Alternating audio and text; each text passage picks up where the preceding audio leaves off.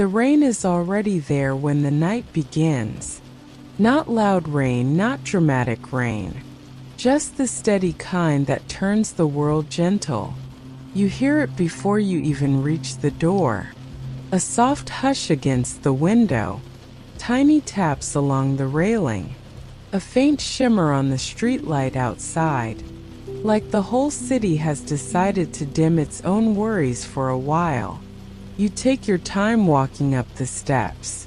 You do not have to rush tonight. Nothing is chasing you.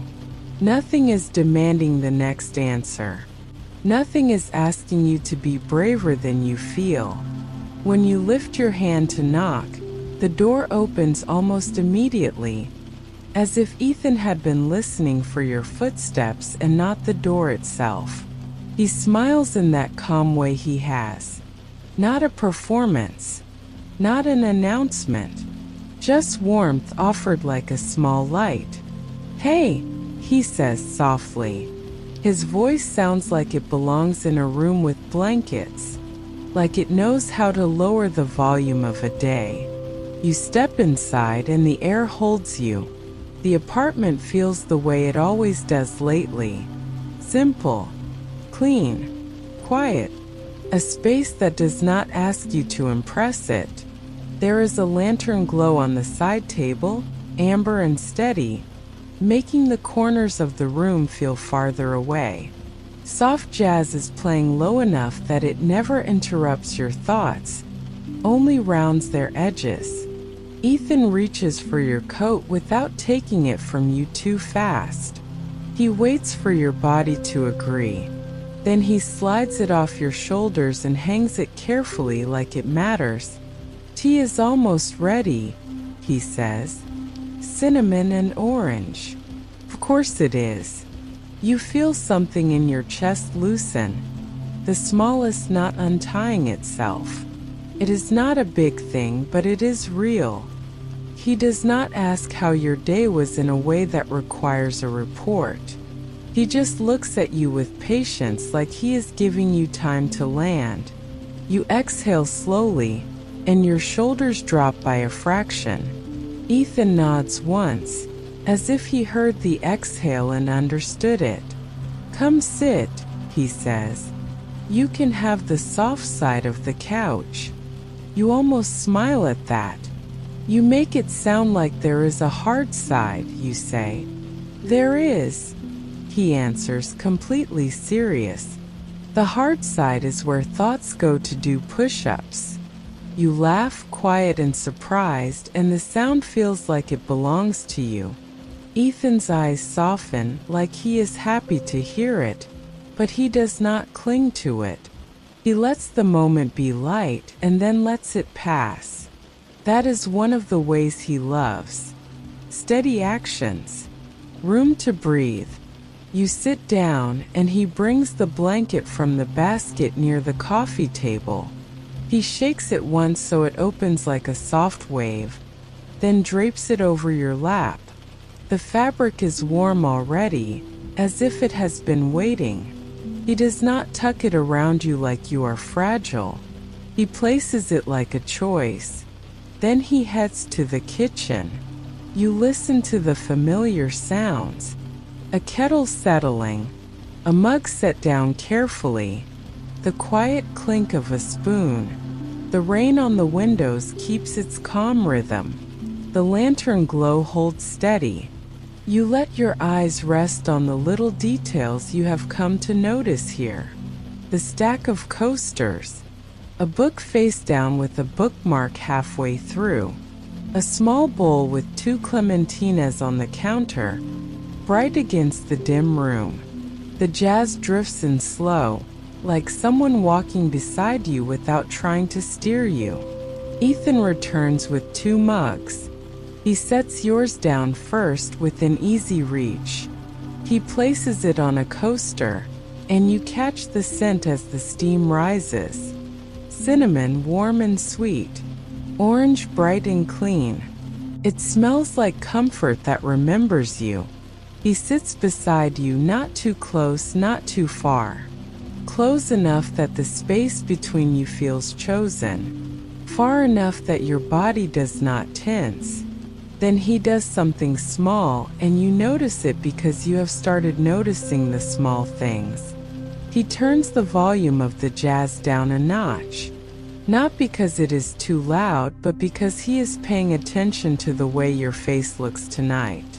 He is making space for whatever is coming.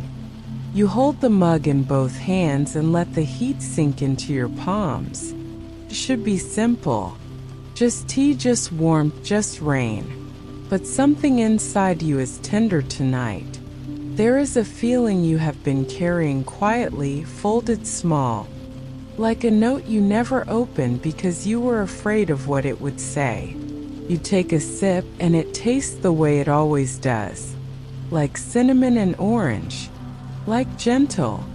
Your throat tightens anyway. Ethan looks at you, then at your mug, then back at you again. He does not ask, "What is wrong?" like a spotlight. He asks it like a hand offered.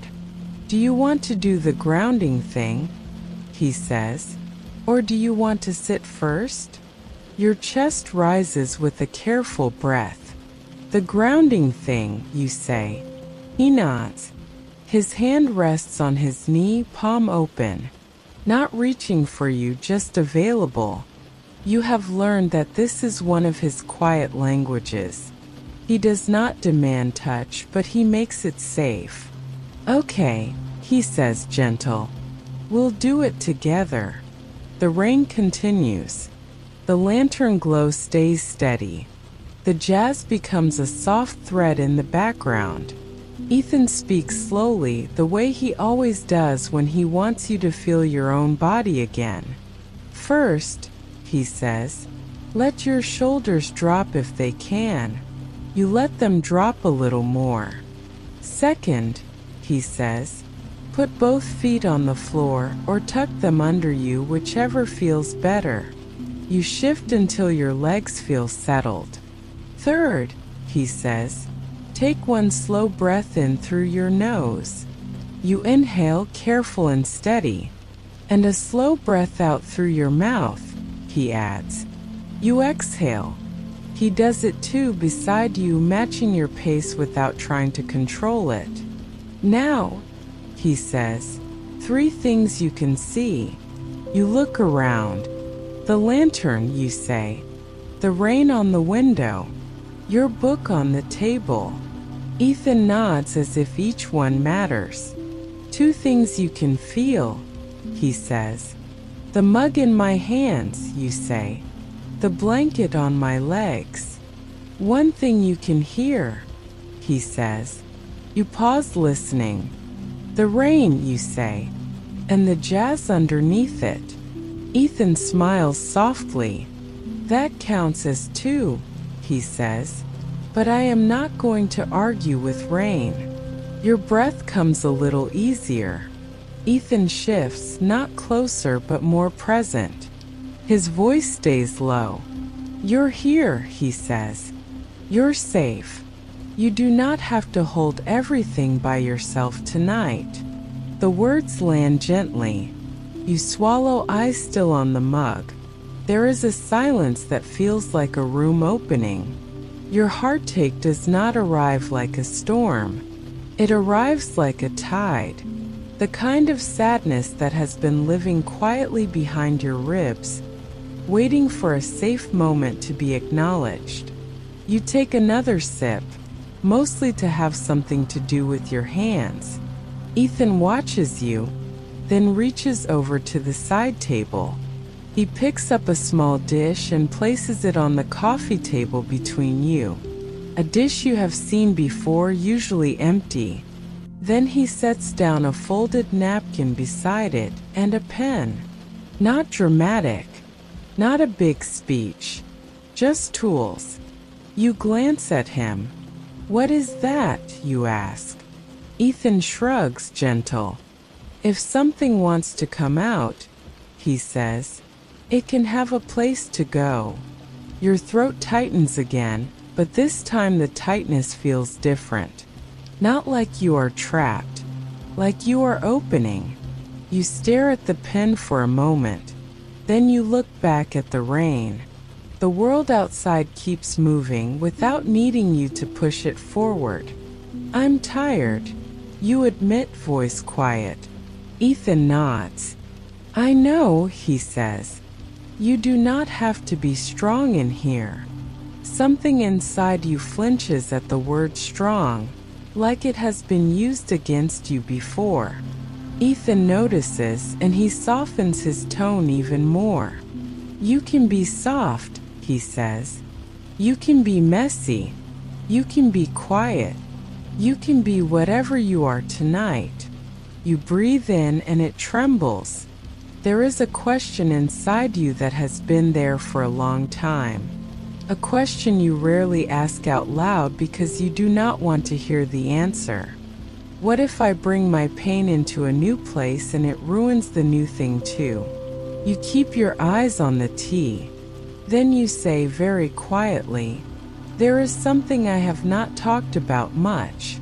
Ethan does not lean in like he is hungry for the story. He stays still like he is making sure you have room. Okay, he says. I am listening. Your fingers tighten around the mug. It's old, you say, but it still lives in me. Ethan nods once. Old things can still hurt, he says, simple and true. You swallow. You can feel the edge of it, the place where memory touches the present. It would be easier to talk around it, to speak in safe, vague shapes. But tonight, something in you wants to stop carrying it alone.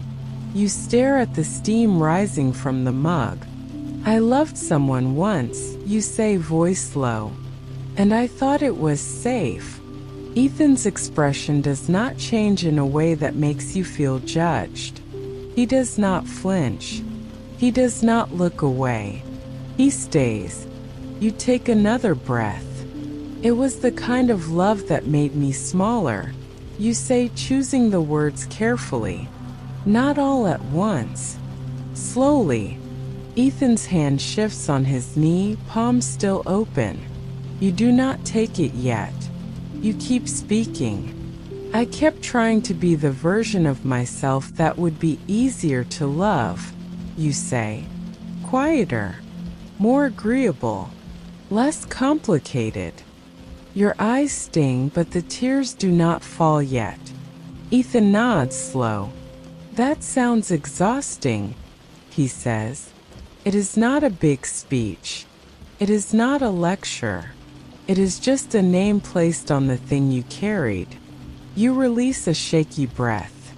I kept thinking if I just tried harder it would stop hurting, you say. And I kept telling myself it was normal. Ethan's gaze stays gentle. You continue, voice barely above the rain. And then there was a moment, you say, when I realized I was begging for kindness. Your chest tightens. You blink slowly. I remember thinking I should not have to beg, you whisper. Ethan's jaw tightens just slightly, not in anger at you, but in a quiet sadness on your behalf. He does not interrupt. You take a breath. I left, you say. But even after I left, I carried it. You pause. It made me afraid that love always comes with a catch, you admit. Like the warmth will always turn, eventually. Ethan's eyes hold yours. You can see the steadiness there, the kind that does not rush. He reaches for his mug and takes a small sip, then sets it down carefully, like he is showing you that there is no hurry here. No edge. No threat. Thank you for telling me, he says. Your throat tightens again. You shake your head slightly, as if you cannot believe you said it out loud. I hate that it still affects me, you confess. I hate that sometimes I can feel it in my body, like I am waiting for something to go wrong. Ethan nods slow. That makes sense, he says. Your body learned a pattern. It is trying to protect you. You look down at the blanket. I want to let it go, you say. I just do not know how. Ethan is quiet for a beat. Then he reaches to the coffee table and gently slides the pen closer to you. Not forcing, just offering. We can give it somewhere to go, he says, even if it is only for tonight. You stare at the pen. The rain continues. The lantern glow stays steady, amber and kind. You set your mug down carefully, then pick up the pen. Your hand trembles slightly. Ethan does not comment on that. He only shifts a little closer, just enough that the warmth of him feels near without crowding you. You unroll the napkin. Your mind feels full, but your hand writes anyway. Not perfect sentences, just honest ones. You write about the moment you realized you were begging. You write about the shrinking. You write about the fear that warmth will always turn. Your eyes blur as you write. The words are small, but they feel heavy leaving you. When you finish, you fold the napkin slowly, carefully, like you are folding away a sharp object. You place it in the dish. Your breath shudders and a tear finally slips free. Ethan does not rush to wipe it. He does not tell you to stop crying. He does not try to fix you. He simply reaches out and rests his hand lightly on the back of your hand, warm and steady. You let it stay there. The contact is small, but it changes something. You breathe. Ethan speaks quietly. I have something too, he says. You look up surprised. He does not look dramatic about it. He looks thoughtful, like he has been carrying his own folded note as well. You blink slow. You do not have to, you say automatically, the old reflex to protect other people from your mess. Ethan smiles very small. I want to, he says, because I do not want you to feel alone in this. He takes a breath. His eyes drift to the rain on the window for a moment, then back to you. I used to think I had to be perfect to be loved, he says, voice low. Not in a flashy way, in a quiet way. You listen. He continues. I was in something that looked good from the outside, he says. We did the right dinners, the right plans, the right photos. He exhales slowly, and I kept believing that if I did everything right, it would feel right, he says. He taps his finger lightly against his mug, not nervous, just grounding himself. But it started to feel like I was performing, he admits. Like I was always one mistake away from being less worthy. Your chest tightens with recognition. Ethan's voice stays gentle. I learned how to be useful, he says. I learned how to be the person who solves problems, the one who anticipates needs. He glances at you as if checking that you are still with him. You nod slowly, and then one day, he says, I realize that being needed is not the same as being known. The sentence lands softly, but it holds weight. Ethan takes a breath. I left, he says, and afterward I kept this fear that if I stopped doing, I would stop being lovable. He looks down at his hands. That fear is quiet, he says, but it is there sometimes. You swallow. You can feel the tenderness between you now, a shared human place. Ethan looks up again, and his eyes are calm. I think that is why I do small things, he says, almost like he is smiling at himself. Tea, blankets, turning down the music. He pauses. It helps me love in a way that is real, he says. Not performative. You feel tears again, but these tears are different. Not only grief, also relief.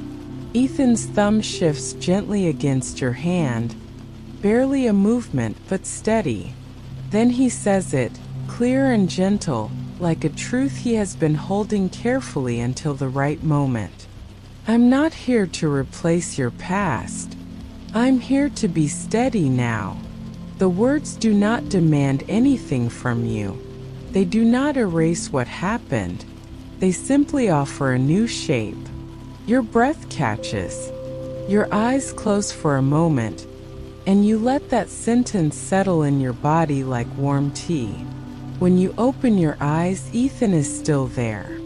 No pressure, no urgency, just steady now. You swallow. I do not know how to trust it, you confess. Ethan nods as if that is a normal thing to say, because it is. You do not have to trust everything at once, he says. We can do it in small pieces. He reaches for the dish with the folded napkin. He does not open it. He simply slides it slightly toward the window, toward the rain. Tonight, he says, we can let the rain hold it for a while. You stare at the dish. The idea feels strangely comforting, like you are allowed to set something down without solving it. Ethan continues, voice soft. We can practice letting go in a way that does not feel violent, he says. Not ripping it out, just loosening your grip. You breathe slow. He looks toward the window again. Want to do a visualization? He asks. Or do you want to stay with the tea and quiet? A visualization, you say, because your body wants a path. Ethan nods. He shifts slightly, then reaches for the lantern. He turns the knob just a touch, dimming it by a fraction so the room grows even softer. The shadows deepen around the edges, like the night is tucking you in. The jazz keeps its slow, tender sway. Ethan's voice becomes even more gentle. Okay, he says. Let your eyes close if that feels good. You let them close. Keep holding your mug if you want, he says, or let it rest on the table. You keep holding it, the warmth anchoring you. Now, he says, imagine the rain outside as a curtain. The sound of rain makes it easy. A soft curtain, he continues, that separates you from everything that does not need you tonight. You breathe.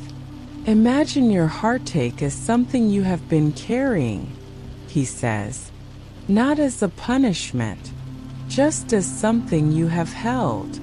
You can feel it, the weight. Now imagine you are sitting near the window, he says, and the rain is right there, steady and patient. You see it in your mind. The rain is not trying to fix anything, he says. It is just here. You exhale slowly. On your next breath out, Ethan says, picture yourself setting one small part of the heartache down. Not the whole thing. Not all at once.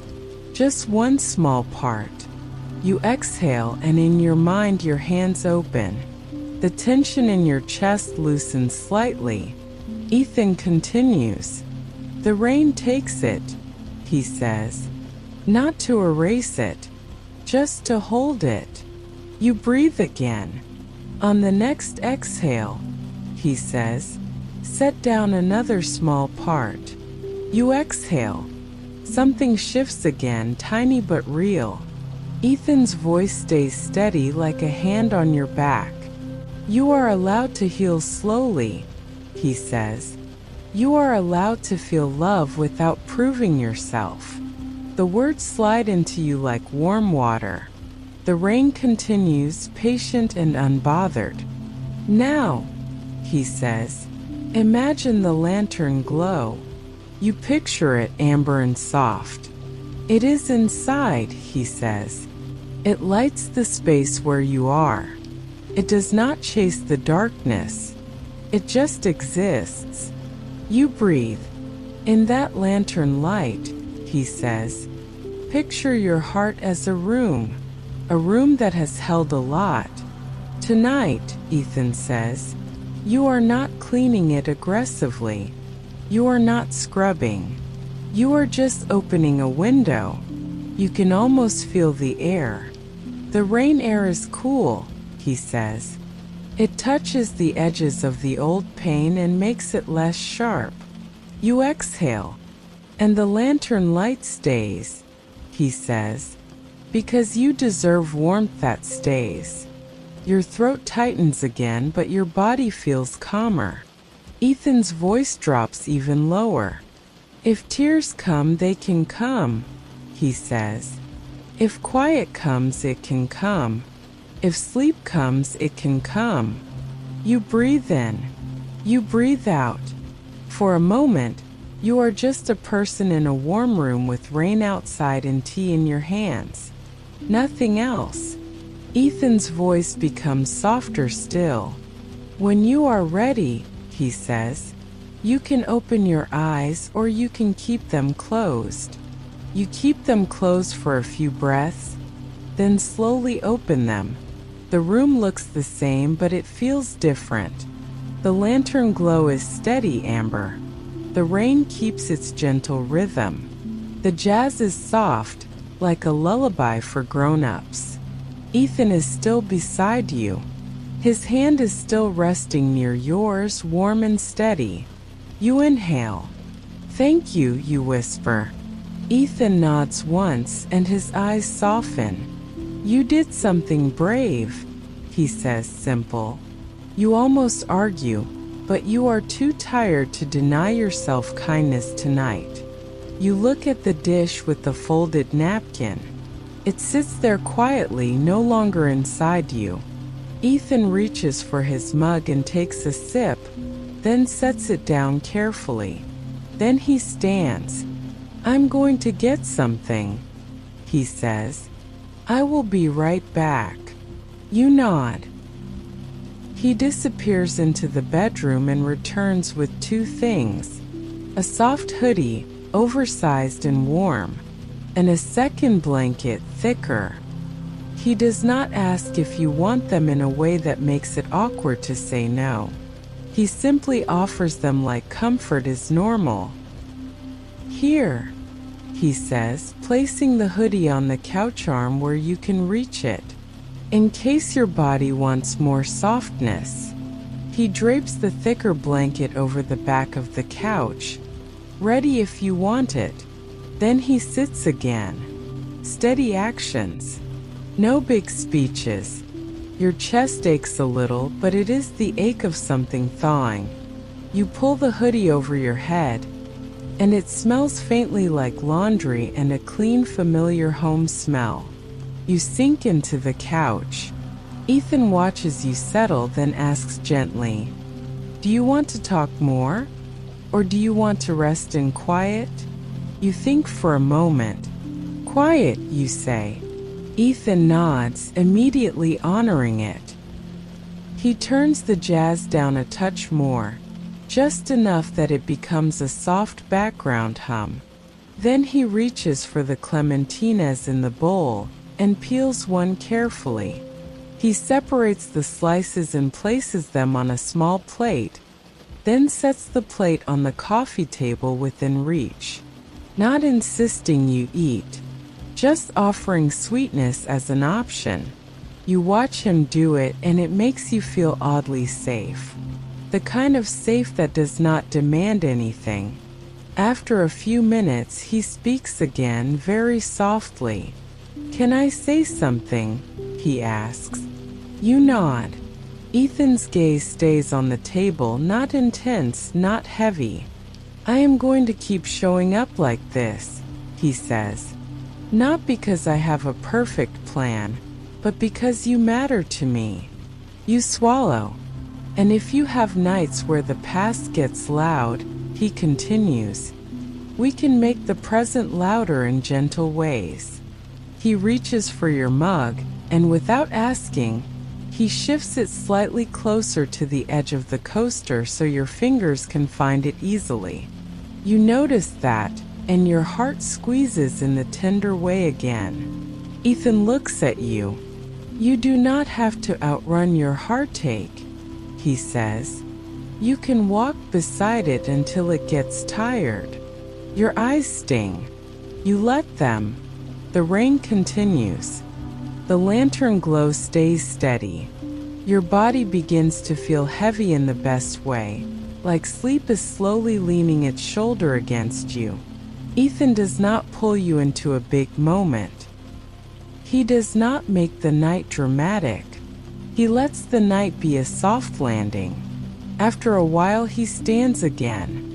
I'm going to wash these mugs, he says quietly. You can stay exactly like that. You nod, eyes half-lidded. He moves around the kitchen with quiet care, like he is trying not to disturb the way you are settling. You listen to the small sounds. Water running, a mug set in the rack, a towel folded. The rain fills the spaces between, steady and soothing. When he returns, he does not sit immediately. He turns off one lamp so the room dims further, leaving only the lantern glow. Then he sits again, and the couch dips softly beside you. You are wrapped in blankets and hoodie, held by warmth and quiet.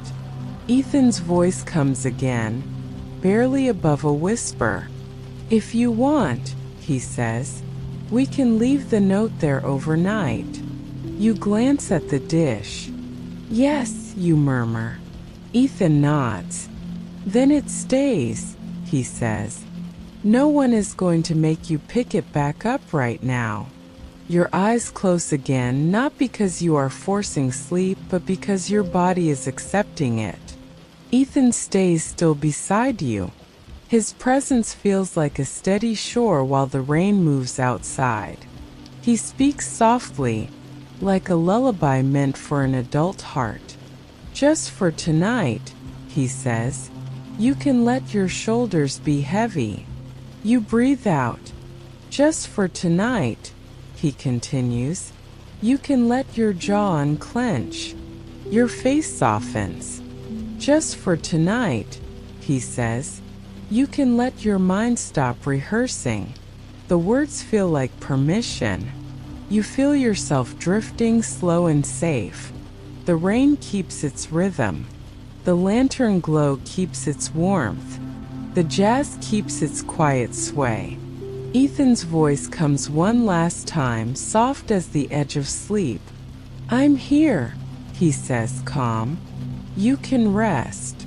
You do not have to answer. You do not have to do anything. You simply let the night hold you. And little by little, the heartache loosens its grip, not because it is erased, but because you are no longer holding it alone. The rain continues. The lantern glows. The tea warmth lingers in your hands and chest. And sleep arrives gently, like a quiet hand smoothing your hair, like a steady love that does not ask you to be anything other than human.